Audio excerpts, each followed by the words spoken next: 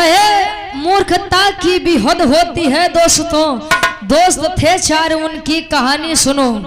पंडित जी कहते कथा ताव से यादों मिला मैं दुधवा में पानी। अच्छा आप लोग बुरा मत माना ये बात के, लेकिन जब से डेयरी आएगा तब से जान ला अहिर बिरादरीन के ऊपर बड़ा विपदा आएगा। पहले 1 लीटर दूध है में बढ़िया सब पानी मिला के बेच दें। आदमी अगर शिकायत भी करें कि भैया पैसा बराबर लेता लेकिन दूध में पानी ज्यादा आवत बा, मिलावट ज्यादा आवत बा, तो लो अच्छा अहिर बिरादरी वाले झूठ बोलो थी लेकिन बोलो नहीं हो तो कैसे जाना था गुरुजी? कहीं अब का बताई भैया, भैंस छोड़े रहे चारा चरे बदे, तालाब में इसके पानी पी ले छिलके, तालाब में हिल के घुस के ज्यादा पानी पी गए, उससे दूध के साथे साथे पानी भी आवत बा। मतलब झूठो बोलता तो ऐसा झूठ कि लोग विश्वास नहीं करें। लेकिन जब से डेयरी आई गया डब्लू गुरुजी, अगर ओमा सत्तनी को एको बूंद पानी मिलत बतले वो डेयरी के फैट बता दे कि यादव जी आपका फैट पतला हो गया है, आप गड़बड़ी करके आ रहे हैं। कहो अच्छा पहले के पुरनिया काका दादा एक बात कहा कि अहिर गड़ेरिया पासी ये तीनों सत्यानाशी, ये तीनों सत्यानाशी काहे बदे जानत है? अहिर बिरादरी में लोग गाय भैंस पाले में बड़ा शौकीन होते हैं। अब मान ला बगली केहू के चरी बोई बा तो अगर गाय भैंस जाई तो चरी के केवल पत्ती भर खाई। पाल बिरादरी वाले जब आपन सेना छोड़ी तो हार तो ठीक बा, हम नहीं समझ पाते बीच में इतनी बढ़िया सोगन। अच्छा जब पाल बिरादरी वाले अपन फौज लेके चली हैं तब भेड़ बकरी तब ऐसे न खाई थे। आप लोग जानत हो कि बकरी केतनो खा ले लेकिन ओकर बोले वाली आदत ना जाई। अच्छा पहले के लोग इहो कहा गुरुजी की अघान बकरी लकड़ी चबा था। अच्छा वो लोग खाई तो खाली जड़ भर छोड़े हैं जड़। जब पासी बिरादरी वाले अपन लेके फौज निकली हैं 12 नंबर जैसी भी। अच्छा जब वो लोग निकली हैं तो गुरुजी आप लोग जाना था कि जंगली सुअर के अगो कांटा तो वो लोग पहुंची हैं तो वो जड़ सहित पकड़िए तो जेकर खेत रंग कहें जा सारे सही कहा गबा कि अहिर गड़ेरिया पासी ये तीनों सत्यानाशी जहाँ पहुंची हूँ पर नाशे करे हैं। पंडित जी, यादव जी, मौलवी जी, अप्पाल जी चारों बड़ा घनिष्ठ मित्रता चारों के अंदर रहे।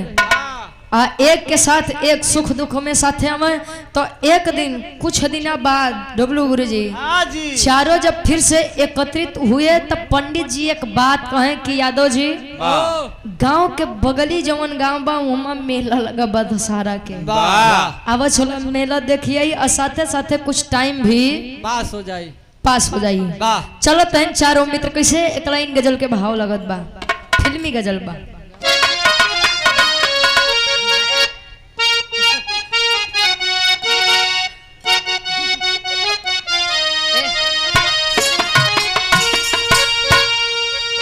अरे मेरा जिंदगी के मालिक, मेरे जिंदगी के मालिक, मेरे दिल पे हाथ रख दे, मेरे दिल पे हाथ रख दे,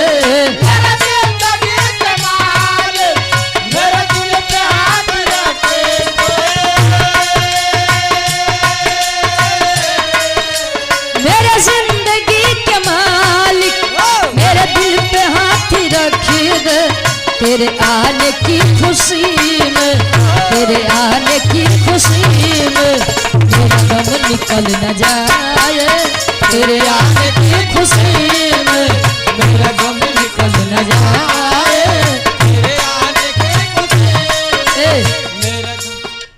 लेकिन माता पिता न होते, हम न होते, आप न होते, ये पूरा संसार न होता। सम्मानित पूजनीय मौला यादव जी बाबूजी की देन है जो इतना लंबा बगीचा परिवार लगा कर गए हैं संसार से। कहे सावनी गुजर जाने पर जल की कद्र होती है, इंसान चला जाता है पर कीर्ति अमर होती है। कुछ तो नेक काम ही हमारे बाबूजी करे हुए हैं कि उनके सम्मान में आप लोग 1 बजे 2 बजे तक बैठ के बिरहा सुनो थे। कहो कहे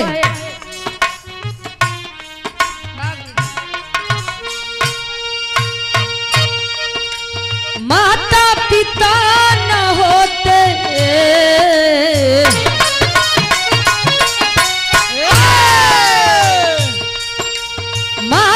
पिता न होते अगर हम भी जन्म न पाते। माता पिता न होते अगर हम भी जन्म न पाते। माता पिता न होते अगर हम भी जन्म न पाते। माता पिता न होते अगर हम भी जन्म न पाते। संसार में उजाला, संसार में उजाला, अरे होता नहीं कहीं पर। संसार में उजाला होता नहीं कहीं पर। संसार में उजाला होता नहीं कहीं। अरे माता पिता न होते अगर हम भी जन्म न पाते। माता पिता न होते अगर हम भी जन्म न पाते। संसार में उजाला, संसार में उजाला होता नहीं कहीं पर। संसार में उजाला होता नहीं कहीं। अपनी कला में कामयाब रहे। कहे माता पिता न होते अगर हम भी जन्म न पाते। संसार में उजाला होता नहीं कहीं पर। ये माई बाबू के देन बा। कौन मंजीत भैया कि भदोही से चल के तू बिहार के धरती पर ढोल बजाओ थे के कर देन बा। इनके माइक देन बा। आई बाबू के देन नहीं बा। दोनों जने कहे ए भैया चारों मित्र। अच्छा तू लोग अपन मजाक नीचे करा हो। अब उनकर मौसी तोहार भौजी उनकर भाभी हमरे तो कुछ समझे नहीं आओ कि तू लोग मजाक कहाँ से करते हैं। चारों मित्र चल दिए। अब मेला देखे बदे जब चल दिए हैं हाँ ठीक है। तब पंडित जी के रास्तों में लग भूख। एक बात आप लोग जान ला हाँ। कि जो ले पेटे में चूहा कूदत है तो कोनो काम नीक नहीं लागत। अब हमारे आत्मा से पूछो का गुरुजी। हाँ पूछो नीक नहीं लागत बा। ए भैया पंडित जी जब चले तो कहे यादव जी अब देखा जल पेट पूजा नहीं हुई अतल पंडित यार से 1 कदम आगे ना चलिए नहीं बढ़े हो। तो यादव जी कहें कि अरे यार जंगलों में तो का लेके आई कहें तू अहिर बिरादरी के आदमी है तनी सा दूध के व्यवस्था करा। बाकी पाल जी और मौलवी जी तनी सा चावल और लकड़ी के व्यवस्था करें। बाकी काम हम देख लेते हैं। अच्छा जब व्यवस्था करते हैं कब मंजीत भैया जब व्यवस्था करते हैं तो होत का कहानी के शुरुआत यार से बा नजम के भाव लगत बा।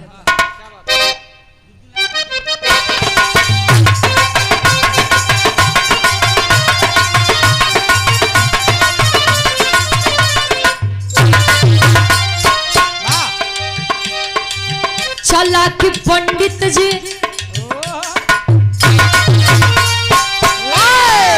चला कि पंडित जी तब तीनों से दिखाने लगे। चला कि पंडित जी तब तीनों से दिखाने लगे। बड़े जाति की सोच भोजन खुद बनाने लगे।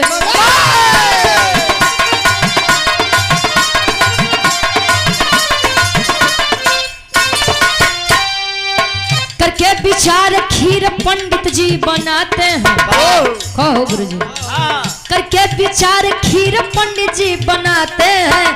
भूल कर हाथ पैर साफ बैठ जाते हैं।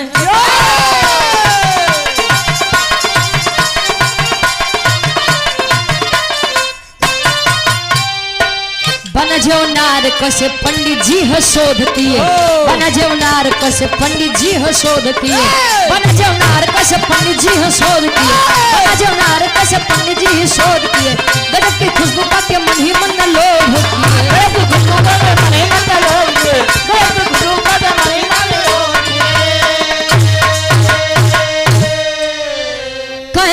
जौनार कैसे पंडित जी है शोध किए, गजब की खुशबू पाके मन ही मन में लोभ किए, लालच किए। अच्छा लालच बुरी बला बा। वाह महेंद्र दादा हाँ जादुई चक्की वाला कार्टून देखे?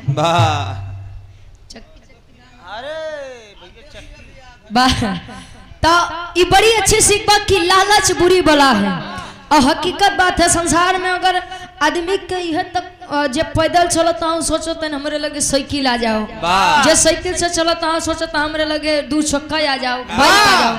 अजय बाइक से चलता हूँ सोचता है बुलोरो आ जाओ, अजय बुलोरो से सोचता हूँ हमरे लगे स्कॉर्पियो आ जाओ। स्कॉर्पियो ले फॉर्च्यूनर है रहते हैं। क्या खुशबू है भाई। ए भैया अच्छा पंडित जी सबके व्यवस्था कराई के जब यार यादव जी दूध लेके पाल जी वैसे मंजीत भैया तनी सब ऑर्डर देता है यार। आ जब यार सबको लेके पहुंचे तो पंडित जी सोचे लगे नीच आदमी छोट बिरादरी के आदमी यादव उपाल उ तो मौलवी हो गुरु जी ई लोग भोजन बनाई है तो छूत हो जाई ऐसे अच्छा बक के हम भोजन बनाई।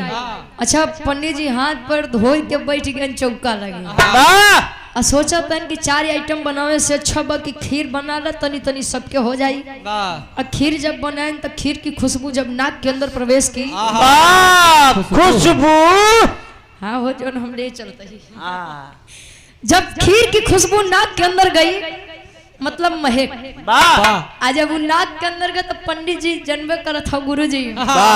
पंडित जी लगे लालच दिखावे कि बनाए हम अकेले खाएंगे ये तीनों, ऐसी अच्छा बा कि कोनो दिमाग लगाई।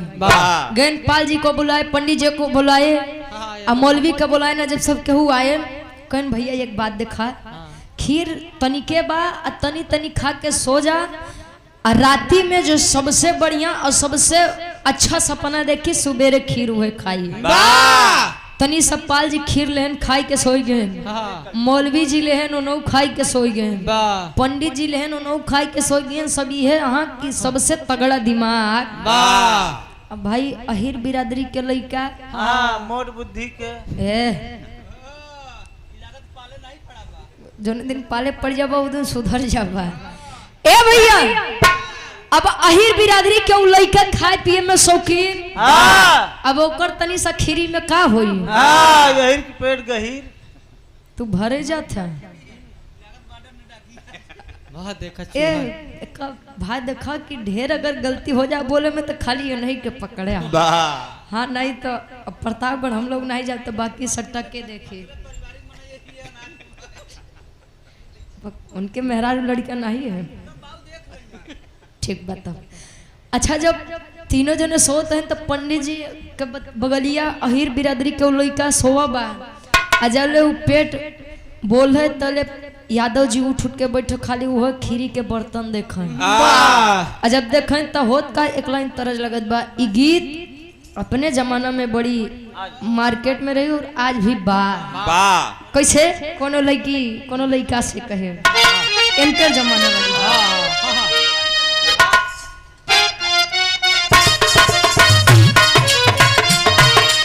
क्या बात है।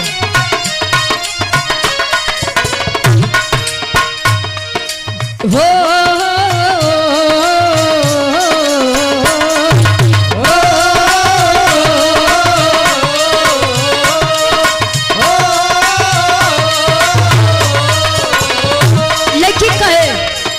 गोरी है कलाइया तुला दे मुझे हरी हरी चूड़िया, गोरी है कलाइया तुला दे मुझे हरी हरी चूड़िया,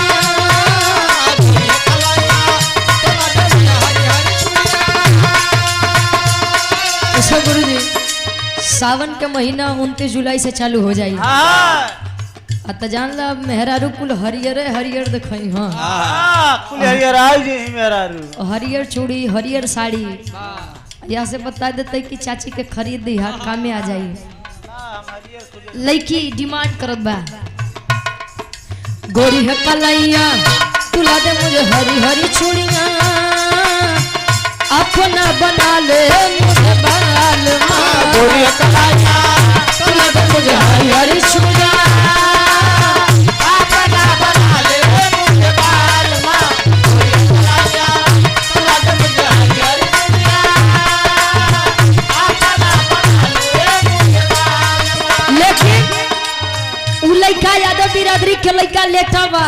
सोवत नहीं बा खाली जागत बा आया बदे कि जोले पेटे में कुछ सही से जाई ना तो नींद कहाँ से आई अब तले वो सोचत बा नींद याद को न आए बाकी तीनों सोई जाए नींद याद को न आए बाकी तीनों सोई जाए नींद याद को न आए बाकी तीनों सोई जाए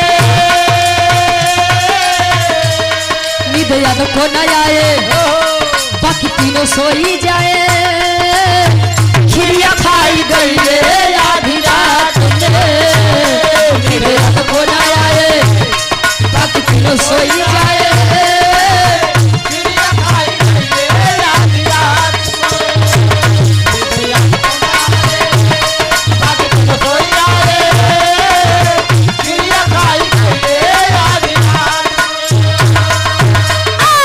कहे नींद यादो को ना आए बाकी तीनों सोई जाए खिरिया खाई गईले आधी रात को आधी रात में विचार करिएगा पंडित जी का खाली यही कहना था कि रात में थोड़ा सा खा के सभी सोएंगे और जब सुबह होगी चारों अपना अपना सपना बताएंगे कि रात्रि में उन्होंने सपना क्या देखा है हाँ और जिनका सपना सबसे अच्छा होगा सुबह खाली वही आदमी खाएगा खीर खाएगा वाह पंडित जी मौलवी जी पाल जी तीनों लोग तो सो गए लेकिन वो यादव के लड़का जागत बा वाह और विचार करे कि यार अगर खीर खाए ले तो तीनों जने सुबेरे उठिए तो बड़ी मार मरी है आइए मार मरी है कि उसको वो हम मरवाए न हो अच्छा विचार करे तो भाई अब पेट पूजा के आगे मजबूर कहें कि अब जाते हम खीर खाए बदे यारी दोस्ती टूटी तो टूटे दा लेकिन पेट पहले भरे के चाहिए गए प्रेम से बर्तन हटाए ढक्कन हटाए और धीरे से जितनी खीर रही कुल पलट के कुल खाए गए और जब खाए गए तो फिर से ढक्कन ढाक के चल दिए सोए बदे अब तो पेट भरा बा अब तो नींद बड़ी बढ़िया आई और जब चल दिए सोए बदे तो सुबह भवा तब पंडित जी पहले पाल जी के उठाओ तेने पाल जी ये पाल जी तनी उठा हो राती वाली बात याद बना राती में सपना देखे हाँ अब पाल जी कुछ सपना देखें तब तो बतावे देखा पाल जी दिमाग लगाते हैं कि महाराज देखिए मैं सो रहा था और सोते सोते मैं 5वें आसमान पे पहुंच गया कहीं 5वें आसमान पे क्या करत रहा कहीं कि बस सोते सोते पहुंच गया वहां से मृत्युलोक का नजारा बड़ा बढ़िया लग रहा था पंडित जी कहें कि अरे साला ये पाल तो बड़ा तगड़ा दिमाग लगा रहा है अच्छा गए मौलवी जी लोग कहें तू बतावा पाल जी तो 5वें आसमान पे रहे तू कहाँ रहा हाँ मौलवी जी बोले मौलवी जी कहें कि तो खाली 5वें आसमान पे रुक गया हम तो सोते सोते 7वें आसमान पे पहुंच गए थे 7वें आसमान पे हाँ हो जब ज्यादा आदमी प्रसन्न होता है तो यही कहता कि ऐसा लगता जैसे आज हम 7वें आसमान पे उड़ते कहे वहां से स्वर्ग लोक का नजारा इतना बढ़िया था इतनी सुंदर सुंदर अप्सराएं काली काली नृत्य कर रही थी काली काली खाई दिल के बड़ा साफ आदमी है इनका काली नारियां भी बड़ी सुंदर लगती हैं वाह कहे कि इतनी सुंदर सुंदर अप्सराएं नृत्य कर रही थी महाराज तू झूठे हमके उठाए दिया पंडित जी कहें कि अब इन्होंने से तगड़ा दिमाग लगावे पड़ी पंडित जी कहें कि पाल जी 5वें आसमान पे थे मौलवी जी आप 7वें आसमान पे थे मैं तो सोते सोते क्षीर सागर पहुंच गया क्षीर सागर में केकर निवास बा मंजीत भैया लक्ष्मी जी और विष्णु भगवान के कहें कि ए पंडित जी जब तू क्षीर सागर में पहुंचे रहे तो लक्ष्मी जी और विष्णु जी का करत रहे कहें कि लक्ष्मी जी हमार पांव दबावत रहे तो विष्णु कहाँ रहे अब विष्णु जी पीछवा बैठ के हवा करत रहे अरे यार सिरहाने लगे बैठ के कहे कि अच्छा यादव जी इतनी बतिया दिखाऊ जागत अंकन दिखाई के साले के मतलब तनी सा खीर खाए बदे ई लक्ष्मी जी से अपन पांव दबावत बा विष्णु जी से हवा करवावत बा जो करे पूजा कथा कही के इनकर पेट भरत बा और ओनही से ई पैर दबावत हैं जा सारे तो का नरकों में नहीं ठेकान लगे जा तोरे भड़ो रहो के रहना पड़ी अच्छा अब पंडित जी तब मार प्रसन्न हो गए कि कुछ हो खीर हम ही खा गए यादव जी का लोग कहते हैं कि यादव के बुद्धि हीरे के बुद्धि। हाँ 12 बजे खुलत है। अब कौने 12 बजे खुलत है केहू नहीं बतावे। वाह ए भैया कोई नहीं है अहिर बिरादरी के इंसान कितना ले बुद्धि लगाई। ई 5वें ई 7वें तो ज्यादा ई 9वें आसमान पे पहुंची और कहाँ पहुंची। वाह अब के बतावे कि उ यादव बिरादरी के लड़का उ राती 12 बजे अपन दिमाग लगाई ली कुल खीर खाई के बाद कहे जब खीर है नहीं बा तो सरऊ खाबा का वाह बोला जितना झूठ बोले खोए। आ जब गए यादव जी के लगे यादव जी के उठाओ तो कहन का यार पंडित भाई घरे मेहरारू परेशान कर या तू करते घरे मेहरारू नहीं सोवे देत बा यहाँ तू नहीं सोवे देता है का दिक्कत बा। वाह कहे कि देखिए पाल जी 7वें आसमान पे थे वाह 5वें आसमान पे मौलवी जी 7वें आसमान पे थे वाह मैं स्वयं क्षीर सागर में था तू कहाँ रहा। वाह अब लगा देखा बे यादव जी दिमाग लगाओ तो लगा हाथ जोड़ के रोए पंडित जी अब का बताई जानला बड़ी तकलीफ हमारे ऊपर बीती। तोहरे ऊपर अरे वो लड़का कहे यार कहे कि जानला ऐसन रात भगवान दुश्मन के भी ना दे नसीब में नाही दे। जैसन आज बीते तोहरे से कहे का बात बा कोनो बात बा बतावा तले बताओ तन कैसे एक गाड़ी गीत कहा थी बनारस में के काकी दादी लोग गावे कैसे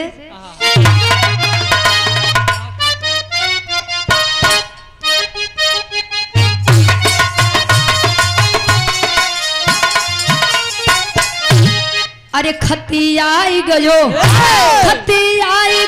शहर बनारस से खतियाई गयो शहर बनारस से। तनी साया और आगे जा भाई हमारे जौनपुर उत्तर प्रदेश में लोग गाँव थे। अरे सुई डोली गई कलाई पीछे घड़िया मेरे सुई डोली गई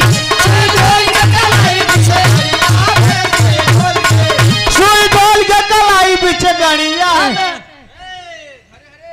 घड़िया में आज हमार घड़ी भुलाई गया यार। अच्छा मुझे तो ढेर ऊंचा सुना था कहो कहे अरे दुल्हा के बहिनी बाजार करे जाली भकार करे जाली सुई डोली। अच्छा काकी दादी लोग बड़ी चालाक होती वाह ये लोग जब गाड़ी गीत गाओ थे शादी ब्याह में तो नाम नहीं जानती तो खाली करीबा शर्ट वाला हई टोपिया वाला मुंडावा।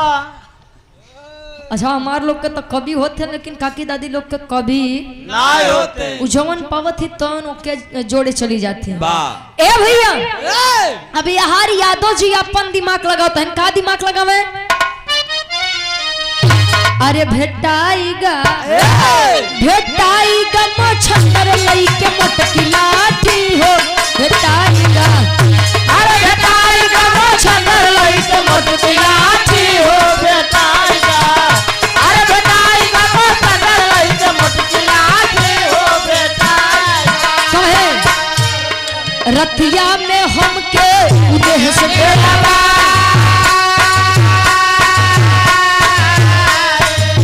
है कि खिरिया न लेता होगा।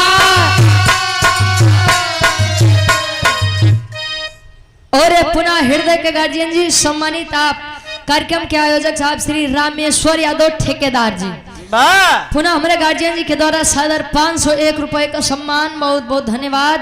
आशीर्वाद के चारे की हम अच्छी अपनी कला में कामयाब रहे। वाह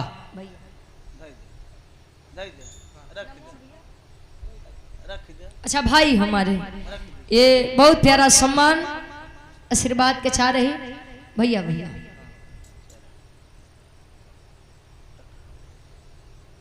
कहे रतिया में हमके उद्देश्य डेरावा कहे कि खिरिया न लेता हो खाए नहीं जानिला लठिया से होसाडी नहीं जानिला कहे भेटाई का मोछंदर लेके मोटकी लाठी हो देखा बुद्धि अपन अपन सब केहू लगाएन बाजी खाली यही बिरादरी के लइका मारी गए। कहो पाल जी बताएं मैं 5वें आसमान पे था मौलवी जी बताएं मैं 7वें आसमान पे था। हद तो हो गई जहाँ पंडित जी कहें कि मैं क्षीर सागर में लक्ष्मी और विष्णु जी से सेवा ले रहा था। अब वो यादव जी रतिया में कुल खीर छट गई गए कहें कि महाराज देखा रात्रि में मैं सो रहा था और मेरे सपने में एक पहलवान मिला। वाह पहलवान साहब आई। एकदम हट्टा कट्टा नौजवान, वाह करिया करिया, वाह एकदम कलुआ रहा। हाँ और लाठी इतनी बरियार लिए रहे मंजीत भैया, वाह तेल एकदम लगाई के, वाह मोछा टाइट करके, वाह कहन कि ओका हम देखते मान तो डेराई गए। वाह कहन तो कोनो ऊंच नीच तो नहीं की है, हाँ कहन ऊंच नीच का करे पड़ गए, हम मर्द जात के आदमी हाँ खाली हमारे साथे इतने करे कि उ लाठी उठाई के खाली हमारे मुँहे लगे तक लेके आए। वाह जब मुँहे लगे तक लेके आए तो हम एकदम डरा गए कि महाराज हमसे कोनो काम बका। कहें बे साले आज के दिन मेरा व्रत है और तुम लोग रात्रि में खीर बना करके यहाँ महका रहे हो, मेरी सुगंध को, मेरे व्रत को तोड़ना चाहते हो। अरे बाप रे बाप, जले पंडित जी खीर के नाम सुने तो लगे मुँह बावे। लगन चिंगुरे आई। हे भैया तू खाए तो नहीं लिया के, कहे कि महाराज देखा मना तो हम बहुत करे लेकिन हमार जोर ना चला। यादव जी अपन दिमाग लगाओ तेन कैसे टेरी के भाव लगत बा। अब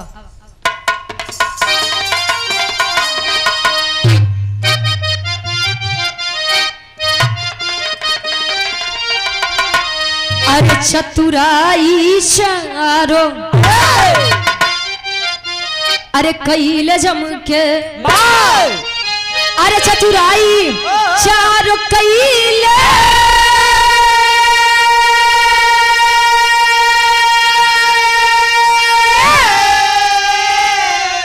अरे चतुराई चारों कैले झमके, चली ना अहिर के सामने पंडित के पंडिताई पंडिताई पंडिताई। कहाँ रहा तू, हमसे दिमाग लगाओ थे।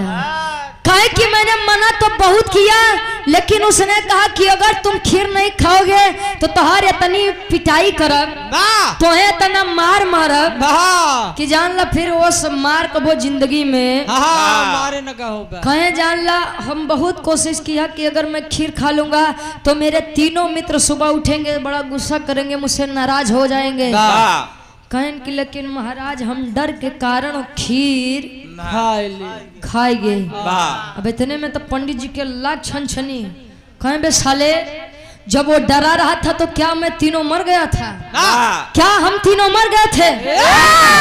उठा नहीं पाया हमको। यादव जी इतनी बतिया सुनने लगे, काला टाइट करे, कहें पंडित जी अब तू गलते बोलत है, अब जान ला हमार तुम्हारी मित्रता खत्म हो जाएगी।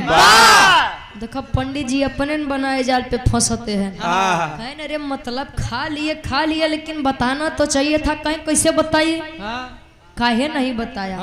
बताओ तन कैसे? ही हमारे तरफ के खाटी इलाहाबादी तर्ज लगत बा और ई गीत के इंटरनेशनल तरज भी बन गए बा। कहो गुरुजी भोजपुरी दुनिया में भी गीत के आप लोग बड़ा प्यार दिया कि बाड़ू तू बिजोड़ आइटम मार हम बुझनी, झकोरा मारे झुलनी साड़ी लहराए हो। ई ओरिजिनल तरज बा हमरे प्रयागराज के स्वर्गीय गुरु राम आधार यादव गुरु जी के गीत बा। कैसे बा? आए हाय अरे राम झकोरा मारे झुलनी, अरे राम झकोरा मारे झुलनी, कहीं साड़ी लहराए हो झकोरा मारे झुलनी।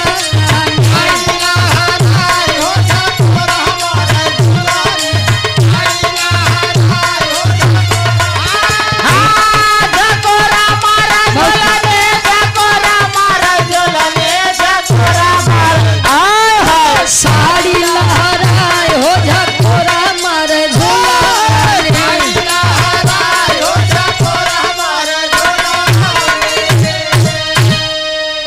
गुरुजी ई के तनी सब बदल दा। कोनो लइका कोनो लइकी के कहत बका कहे अरे बितावा गोरी रतिया, अरे बितावा गोरी रतिया, कहाँ जायू भी न सारे बितावा गोरी। लेकिन जब इतनी बतिया पंडित जी कहें कि मुझे क्यों नहीं बुलाया तुमने, तो यादव जी अब देखो उन्हीं के बनाए जाल में उनका फंसावत है। वाह अरे बोलाई कैसे पंडित जी, अरे बोलाई कैसे पंडित जी, तू रहा क्षीर सागर, बोलाई कैसे पंडित जी, क्या बात है? बोलाई कैसे,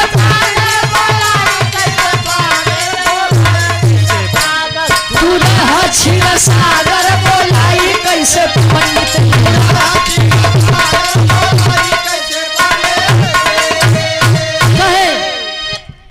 मौलवी भाई गवा रहे सतवे आसमान पे, पाले न आए पानी फिर गया रमान पे, अरे तोहर सेवा करत रहली,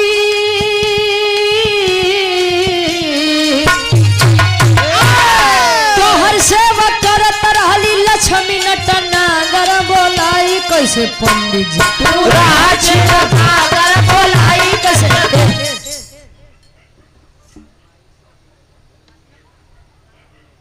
अच्छा राहुल यादव भाई हमारे 100 रुपया इनकर फरमाइश बा, हिले के पलंगिया तो रोज हिलता बा। ये गीत के हालांकि हर कलाकार गाए थे और सभी का गुरुजी सभी के मार्केट में रहे, लेकिन ये गीत के आप लोग हमारी आवाज में पसंद ज्यादा करत है। कहीं से ये गीत होगा 2-4 तरह जरूर होगा कि कोनो भी मंच पे जा ओके 2-4 बार गाए बिना कल्याण नहीं होत बा। कहे बोलाई कैसे पंडित जी, तू रह क्षीर सागर, कहे कि पंडित जी अब तू ही तो कहा कि तू क्षीर सागर में लक्ष्मी जी से पांव दबावत रहा, अब विष्णु जी से हवा करवावत रहा, कहे कि अब इसके आगे मैं क्या ही बोलूं। कहे मौलवी और पाल कहाँ थे, कहे हो लोग का कम रहन का। मौलवी जी 7वें आसमान पे घूमते हैं, पाल जी 5वें आसमान पे घूमते हैं। बड़ा मित्रता करत है। उस समय मित्रता कहाँ रही जब तीनों जने हम कई अकेले सुनसान जंगल में छोड़ के आसमान के भ्रमण करत रहे। अब वो हमका डरवाए, अब हम डराए के कुल खीर खाए गए, वो हमार कोनो दोस्त नहीं बा। अब जान लो पंडित जी लखे पाल जी का, पाल जी देखा मौलवी जी का, मौलवी जी देखा पंडित जी का, लगे गरियावा कहे के सारे के चक्कर में नहीं खाए और नहीं खाए। और जब लगे गरियावा तो पंडित जी कहे कि ये भाई देखा गरियावा मत जान ला यार लागत बा करे जे पे। हाँ मारे खो तो 2-4 झप्पड़ मार ला, लेकिन गरियावा ई बरे कहना बग कि संसार में केहू से ज्यादा दिमाग न लगाव करा। तू बाप बनता है तो तोहरो बाप केहू बन के धरती वीरों से खाली नहीं है। सोचते हैं तीनों कैसे आल्हा के भाव में कवि जी प्रमाण देते हैं।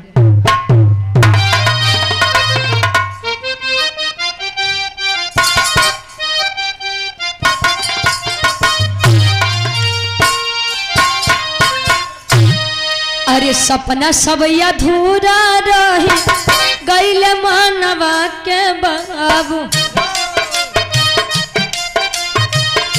खाई गाय अकेले अहिर पूरा जेवना,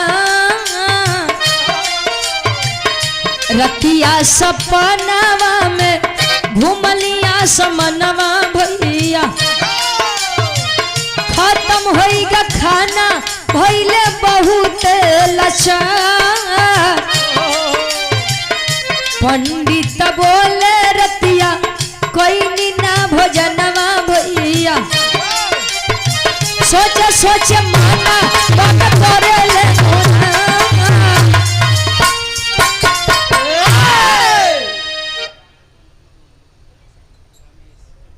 रमेश यादव बंटी बबली दुकान।